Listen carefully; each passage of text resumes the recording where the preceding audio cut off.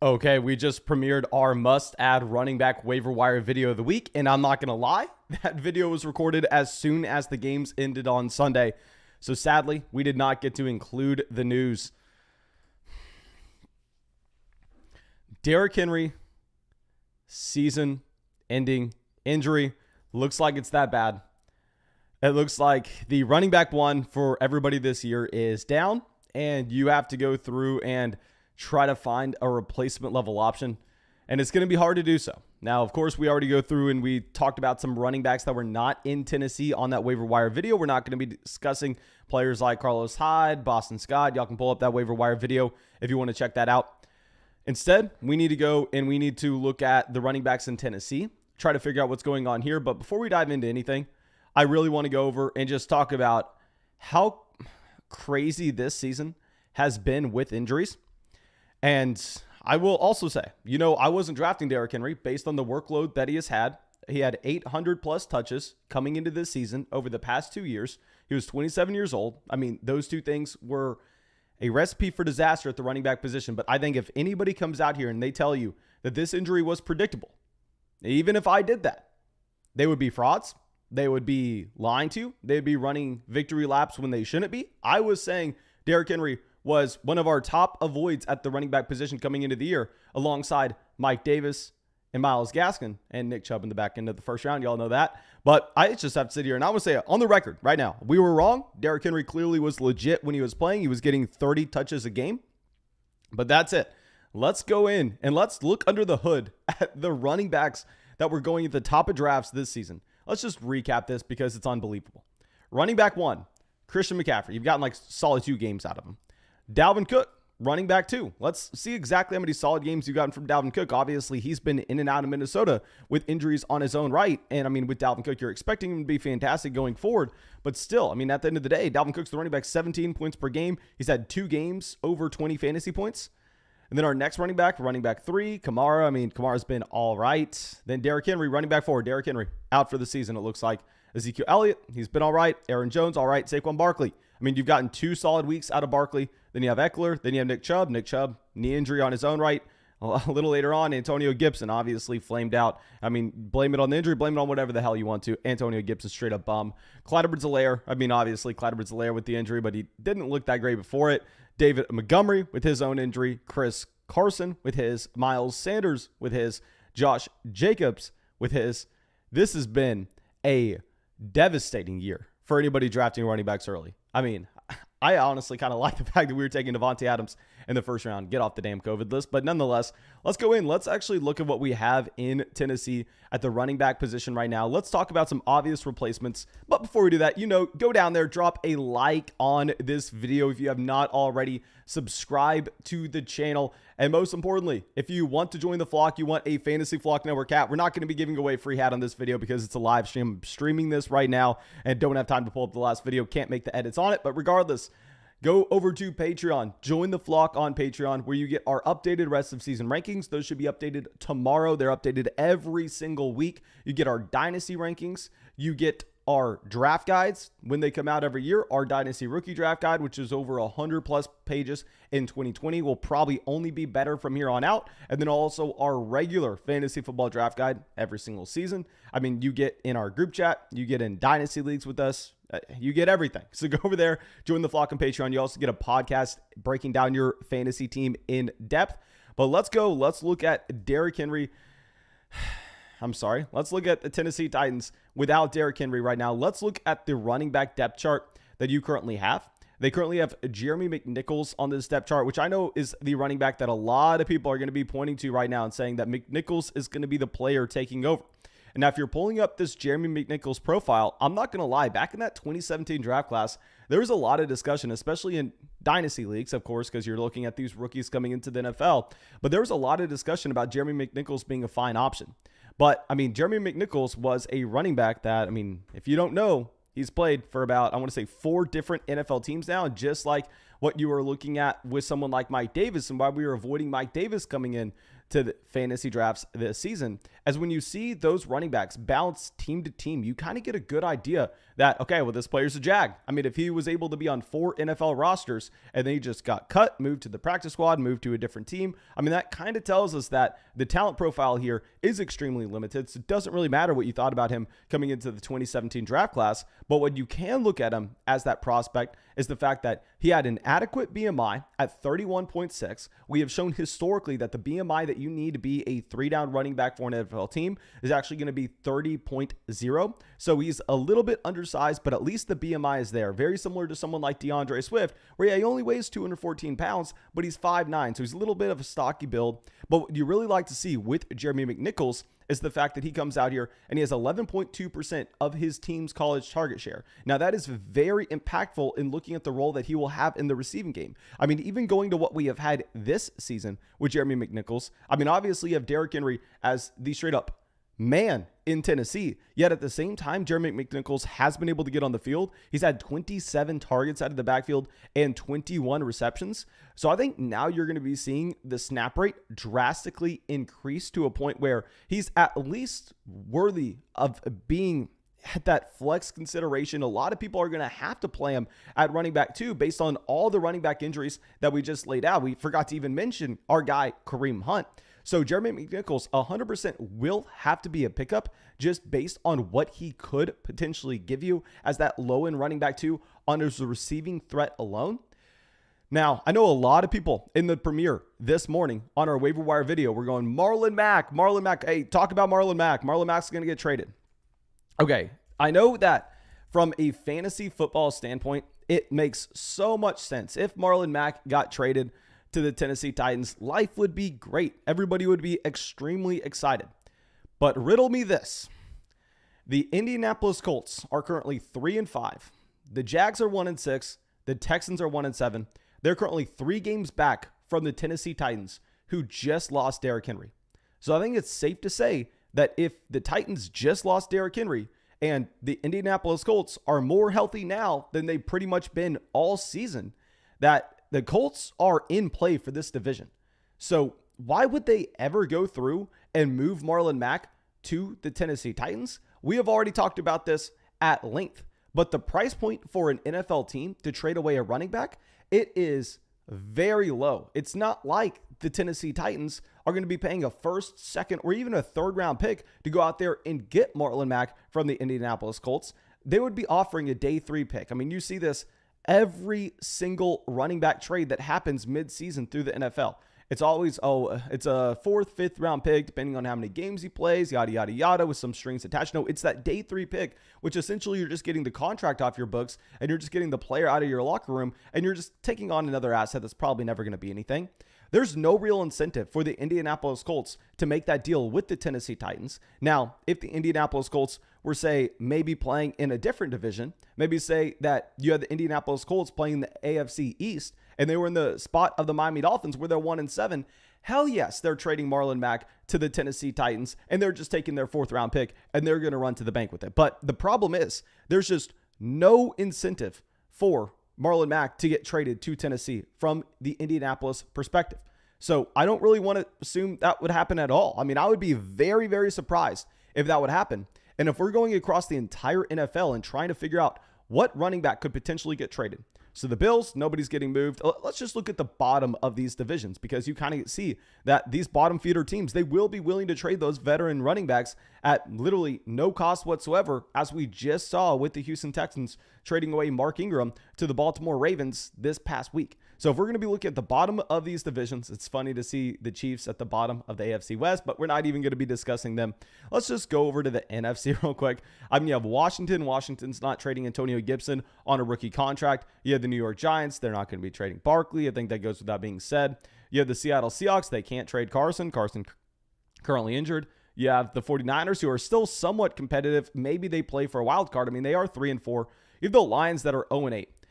It would be a really intriguing play to see the Lions move on from Jamal Williams and ship Jamal Williams over to Tennessee, Now, the actual likelihood chance of that happening, very, very slim. Like, Jamal Williams just signs that contract this past offseason. He signs for a decent deal, kind of indicating that, Jamal is going to be there for the next 2 to 3 years. And obviously, DeAndre Swift, while I love DeAndre Swift, we love him for fantasy football, we love him from an NFL standpoint, we always have. He never profiles to be a guy that's like Ezekiel Elliott, that he can handle 20-plus touches in his own backfield.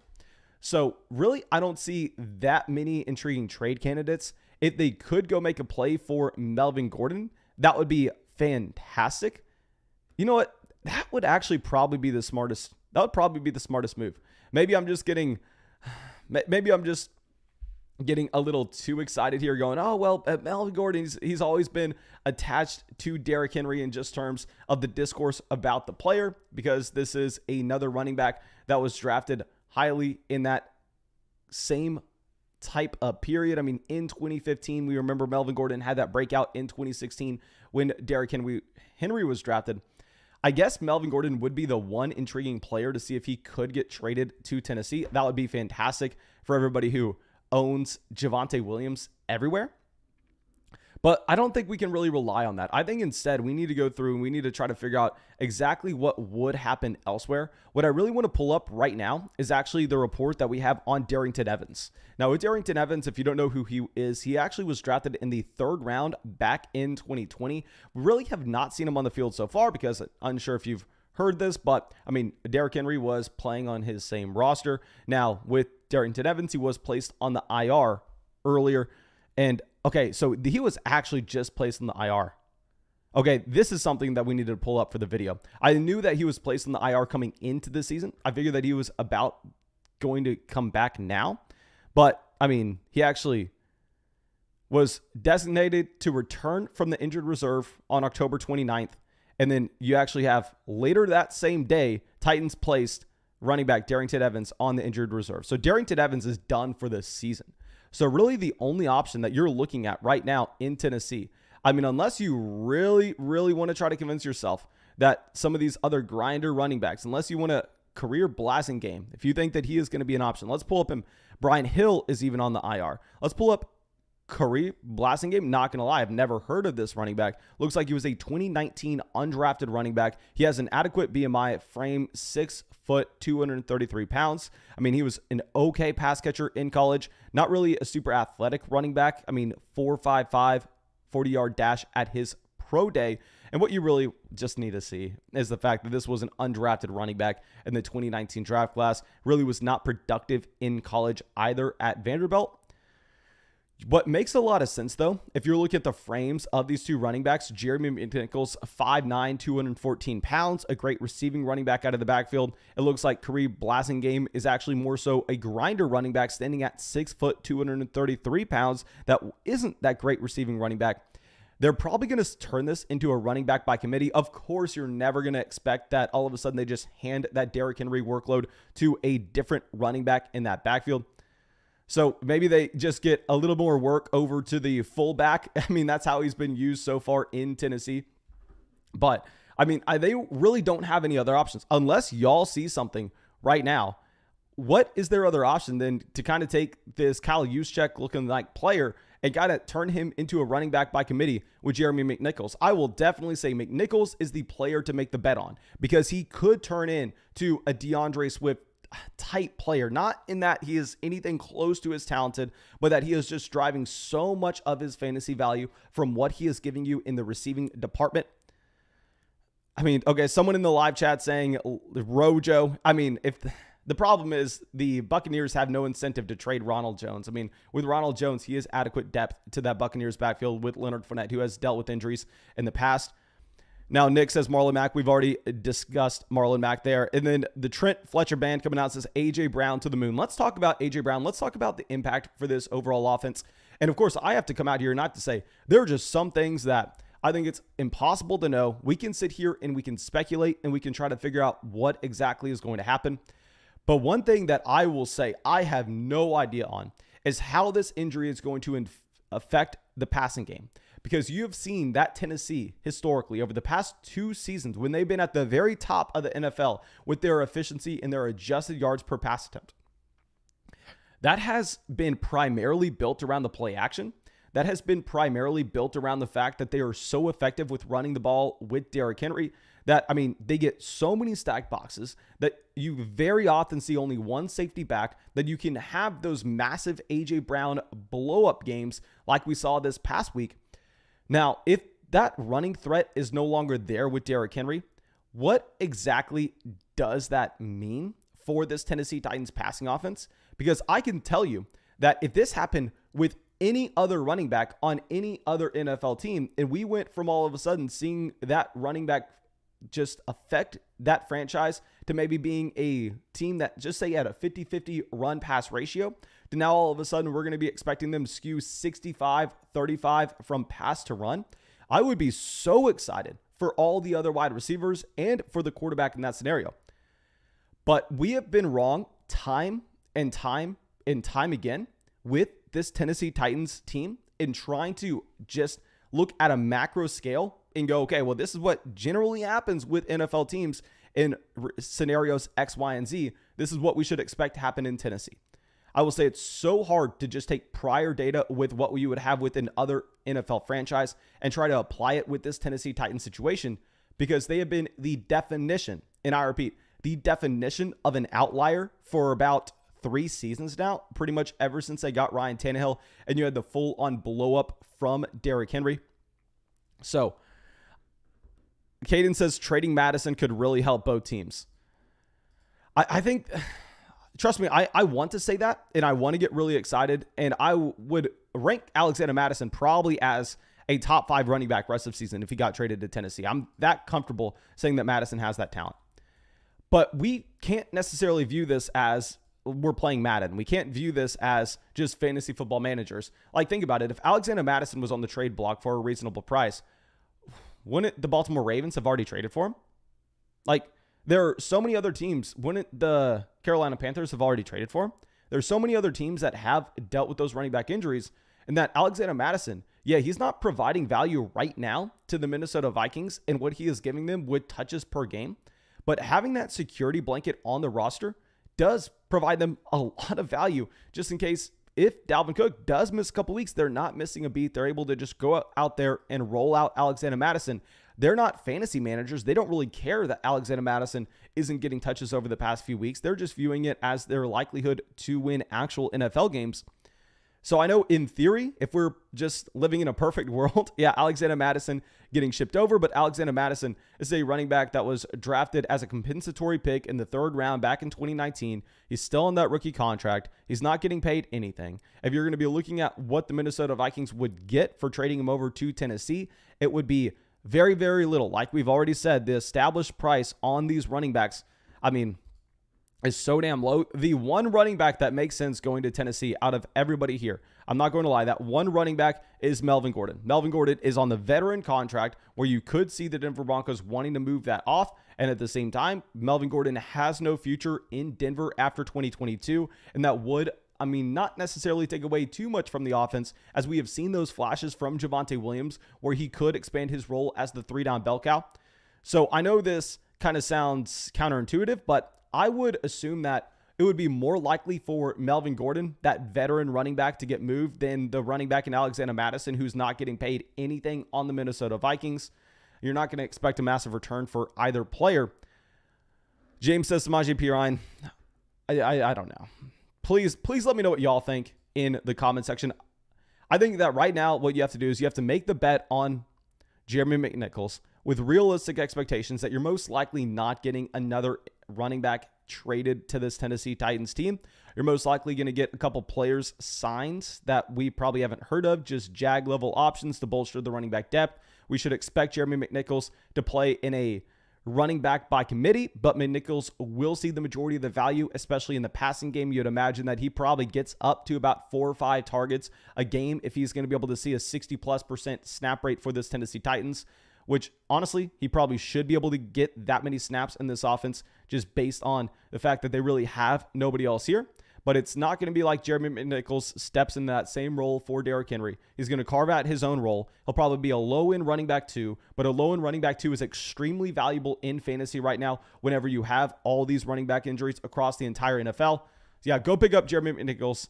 I mean, I think that's really the only thing that we can say from here. Trust me. I hope that Ronald Jones gets traded. I hope that Alexander Madison gets traded. I mean, the Citizen says Sony Michel, maybe. Rowan says, what does this mean for A.J. Brown? We just discussed that. Siren Trains coming out says David Johnson. I guess that's another running back that I would actually say it's maybe in the range of outcomes for David Johnson to get moved. I mean, he is a running back on that veteran deal that you would imagine that the Houston Texans have no use for. And with David Johnson, I mean, yes, it's an in-division trade, but it's not like Houston's trying to win this year regardless. So it's not going to hurt them as it would hurt a team like the Indianapolis Colts to trade Marlon Mack to Tennessee when they're competing for that division with them. So it wouldn't be that big of a deal if they would go through and trade David Johnson away, who technically is their starting running back to Tennessee. I like that call. And yeah, thank you again for everybody coming out to the live stream. If you have not already, go down there. You better drop a like on this live stream. Let's get this live stream over 200 likes ASAP. If you have not decided to subscribe to the channel, I don't know what you're doing. Fix your life. Subscribe to the channel. We live stream every single night. You know, we'll be live as soon as a running back trade happens to Tennessee. If something does happen, make sure you go join the flock on Patreon. When you join the flock on Patreon, you can find that link in the description of this live stream. You get a Fantasy Flock Network hat. You get an in-depth podcast breaking down your own fantasy team and the moves that you should be making. You get our updated rest of season rankings every single week. You get our dynasty rankings. You get to go into dynasty leagues with us in the offseason. You get our draft guides every year. You get in our group chats. So, of course, go join the Patreon. And that's all I got for you. Thank you so much, and have a great day. I will see y'all tonight in the live stream.